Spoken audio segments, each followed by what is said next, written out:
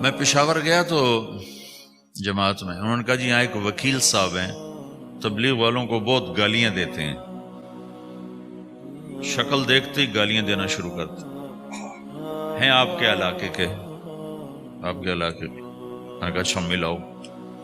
پشاور میں رہتا تھا، وکالت کرتا تھا، میرے علاقے کا میاں چنو ایک چھوٹا سا ٹاؤن ہے وہاں کا تھا، میں اس کے قریب تلمبا ایک چھوٹا سا ٹاؤن ہے میں وہاں۔ تو جب ہم ان کے دروازے پر گئے اور نوک کیا تو دروازہ کھلتے ہی انہوں نے وہی کام شروع کر دیا، دیکھتے ہی۔ اور کہا میں نے تمہیں کتنی دفعہ کہا ہے، وہ جو مقامی، کہ تبلیغ والوں کو میرے دروازے پر مت لایا کرو۔ تو اب بتاؤ، میں اگر یہ تبلیغ کے رگڑے نہ لگے ہوتے تو میں تو 2 تھپڑ اس کے منہ پہ مارتا، یا مفتی صاحب کی طرف فتویٰ سناتا تو اسلام سے خارج ہو گیا ہے، توبہ کر۔ میں نے اس سے کہا بھائی میں تو تبلیغی بن کے آپ کے پاس نہیں آیا، میں تو اس لیے آیا ہوں کہ مجھے پتہ چلا کہ آپ میاں چنو کے ہیں اور میں تلمبے کا ہوں، تو میں تو اس لیے آپ کو ملنے آیا ہوں۔ تو ایسے ہوا، اچھا آپ تلمبے کے ہو؟ میں نے کہا تلمبے کا ہوں۔ کہو اچھا اچھا اچھا، بڑی مہربانی، فرمائیے۔ میں نے کہا فرمائیے ایسے تو نہیں ہوگا، گھر بٹھاؤ پھر فرمائیے ہوگا۔ تو اس نے دروازہ کھولا، ہمیں بٹھایا، میں نے کوئی تبلیغ کی بات نہیں کی، چائے وائے پلائی۔ تو میرے والد صاحب اپنے علاقے کے مشہور آدمی تھے، تو جب میں نے اپنا تعارف کرایا تو وہ اور خوش ہو گیا، کہا تو آپ کے باپ کا الیکشن تو میں نے لڑا ہے، انہوں کے لیے ووٹ مانگنا۔ تو ایسا خوش ہو گیا، کھل گیا، چائے پلائی، بات چیت ہوتی رہی۔ تو اٹھتے ہوئے میں نے کہا فلاں مسجد میں ہماری جماعت آئی ہوئی ہے، میں نے کہا چلو آپ کو بتا دوں۔ مغرب کے بیان میں وہ آیا ہوا تھا۔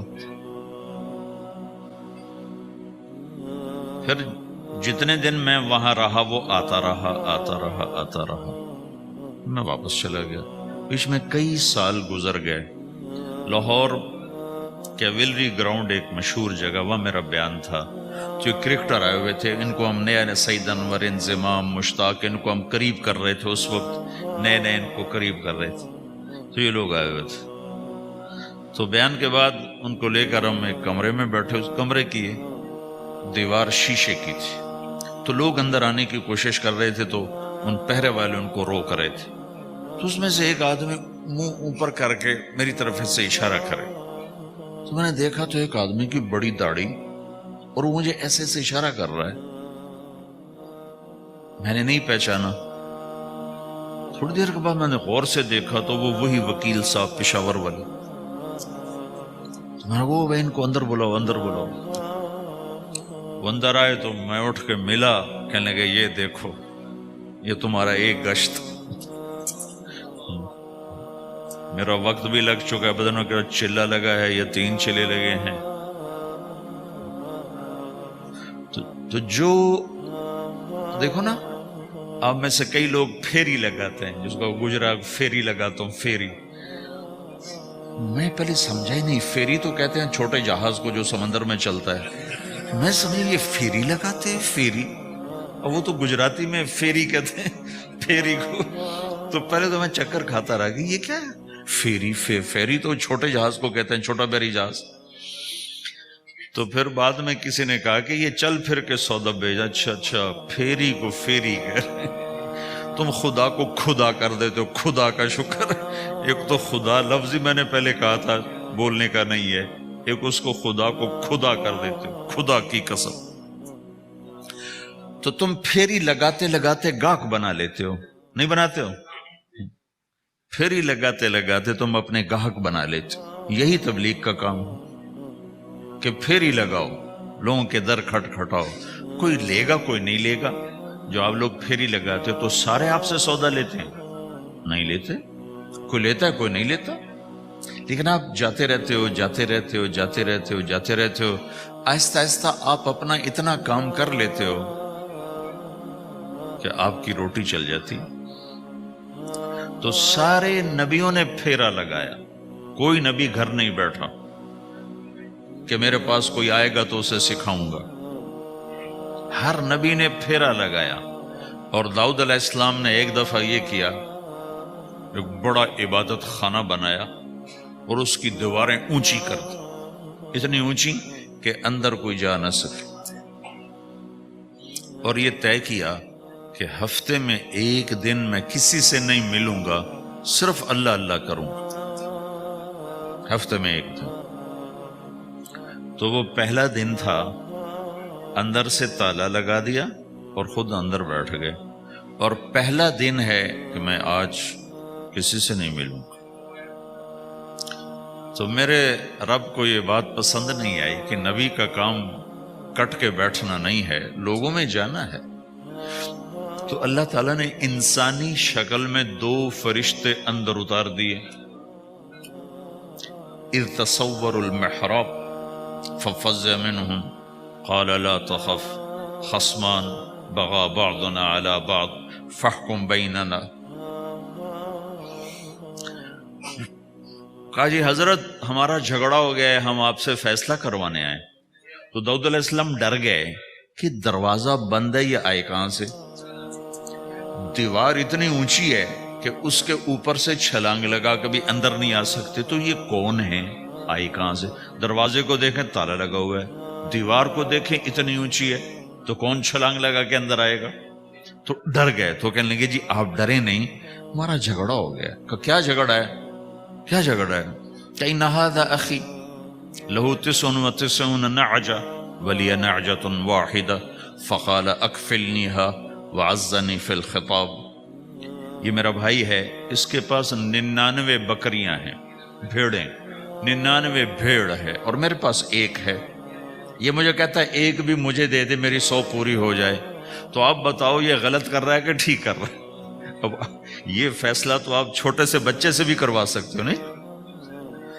یہ تو لطیفہ سا بن گیا، داؤد علیہ السلام کے لیے لطیفہ بن گیا کہ ایک آدمی کہتا ہے جو میرے پاس 99 ہے، تیرے پاس ایک ہے، تو ایک مجھے دے دے، میری 100 ہو جائیں۔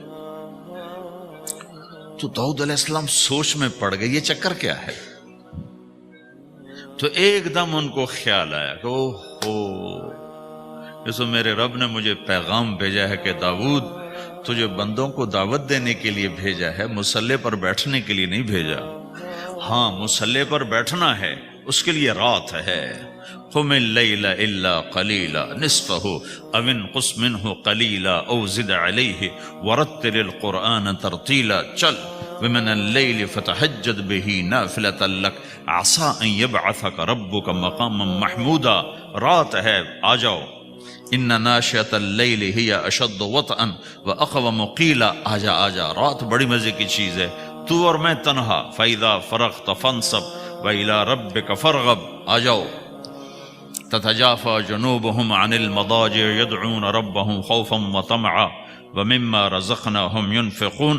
رات تیری میری، دن میرے بندوں کے لیے۔